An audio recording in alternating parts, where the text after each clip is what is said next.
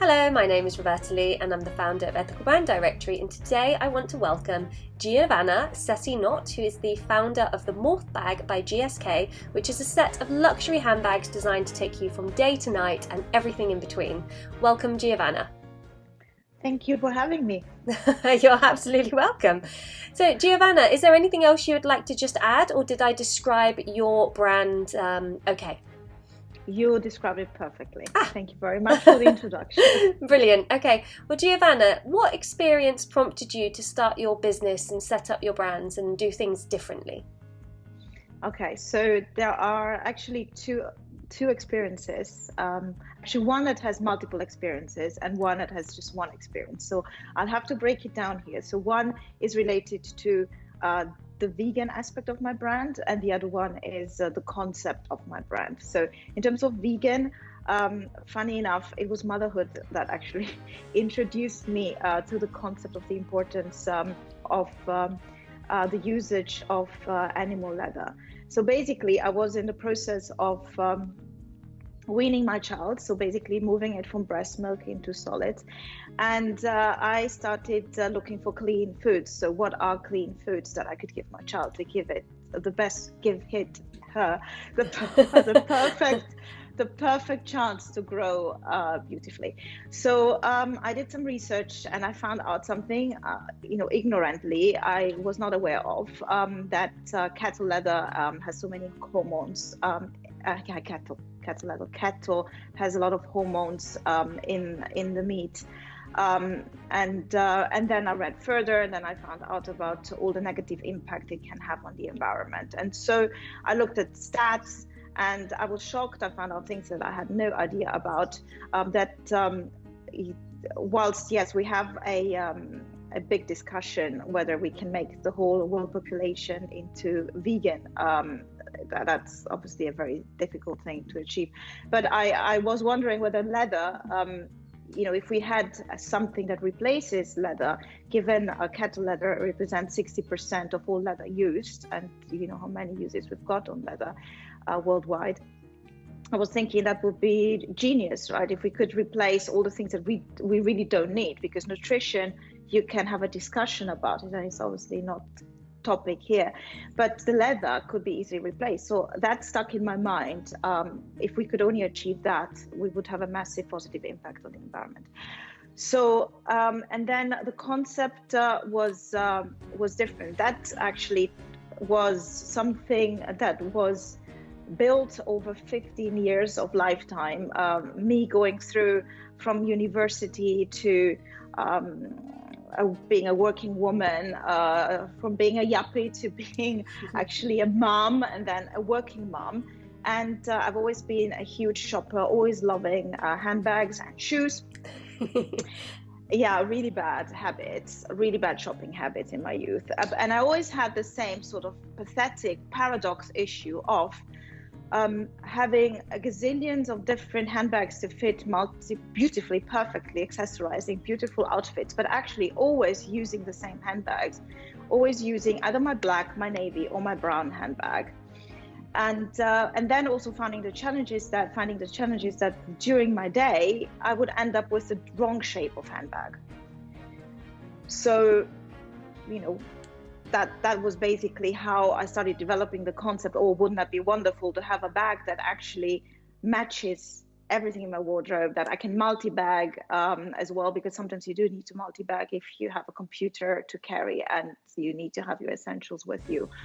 Or if you're a mom, or like me, of having situations where you take the kids to the park and you want to be hands-free, but the bag that you were using were tote, and so that is no use, because where do you put it? Where you help your kids climbing up the climbing frame? That doesn't work. Or you take them to the Natural History Museum and it's winter and you want to hold on to both toddlers because it's so busy, and then you've got 2 scarves, 2 sets of gloves, 2 hats, and you don't know where to put them. So it's very practical. So I do tend to use the tote, where I can chuck everything in that is superfluous stuff. It's on my shoulder, it doesn't bother me, and then I've got the crossbody for the essentials. So it did solve that sort of issue. So these are the 2 angles, and why it took me 15 years to actually make this happen. So from the dream and the idea to make it happen is because actually there were 2 bereavements in my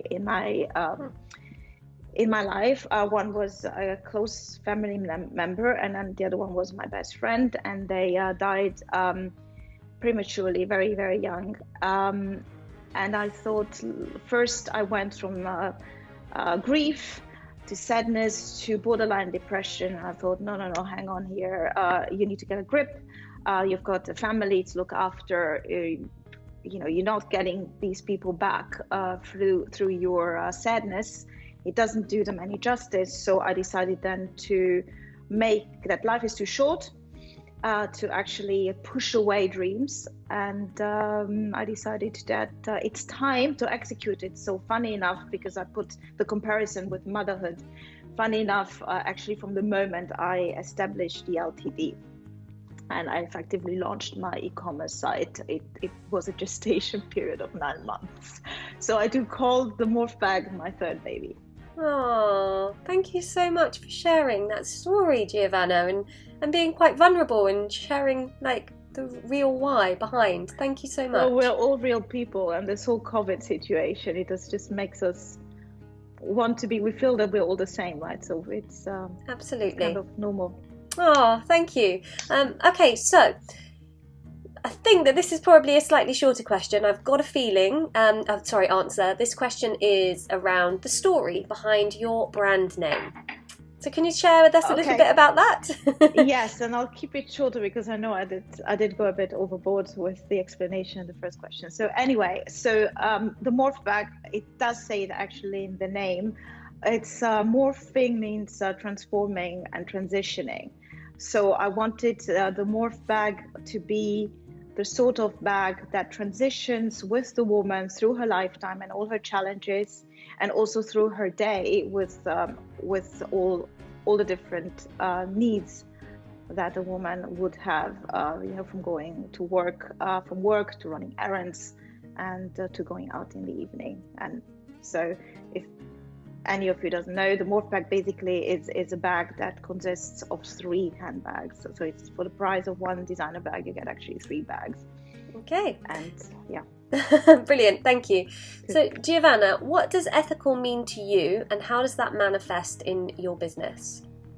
Okay, so ethical, it's to me is a very broad word. For me, it means code of conduct in multiple ways, whether it is with your peers or with in your business, in terms of how you treat the workforce, how you source your raw materials. And for my business in particular, it's that it needs to protect animals. I love animals, and so cruelty free. Okay, brilliant, thank you. And sustainability is a really popular topic at the moment, but it can mean so many things. Can you break it down and tell us how your brand is embedding sustainability within the business, and give us some examples of what you do that ticks the sustainability box? Okay, so when I decided I'm going to make my idea happen, I obviously looked at the supply chain and valued, and was looking for it to be sharing my values in terms of sustainability. So it was obviously a filter that I've used in sourcing my manufacturer and then the other supply chain. My supply chain is quite simple because I've got a manufacturer. He sources, he's sustainably oriented, so he sources the material sustainably. Then it's being manufactured, and his factory is sustainably run. And then basically I ship them, and then they go from the stock directly to the client. So that's it. The sustainability really in my brand is the concept itself, because I developed a handbag that is supposed to basically replace all the obsessive shopping I was describing earlier, that I was one of these terrible people who was actually was awfully shopping just because I liked something and I could buy it. I would just buy it, and I loved styling myself. So, but it was completely unnecessary, because most of those bags are, and I'm ashamed to say that, are actually in boxes in the loft, and I'm not using them. So the concept is supposed to support slow fashion and save your purse and any unnecessary expenses. You're supposed to do it all. So it's yeah, basically I would say that, yes. Perfect. Okay, brilliant. Thank you. So we've got 2 questions left. You're doing great. Yep. We've just got 2 to go, and then you're off the hot seat. So in 2015, the United Nations released the Sustainable Development Goals, which I know that you know about because you were also selected at Pure London and showcased, which is how I found your brand. But can you tell me how these... Memories. I know.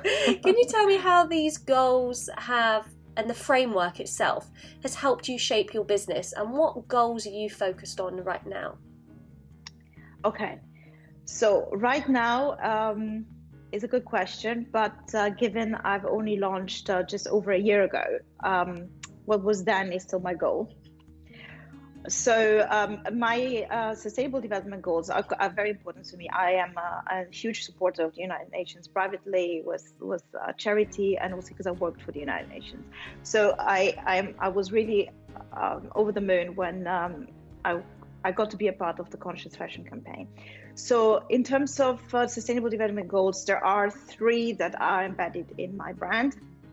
One is saving life on Earth, which is what I mentioned earlier. It's the vegan aspect, the animal welfare aspect that I've got in my handbags.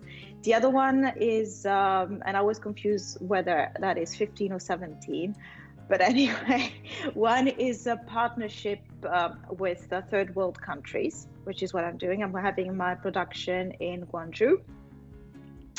And the other one is having the factory that is being sustainably run, that is respectful of sustainable values.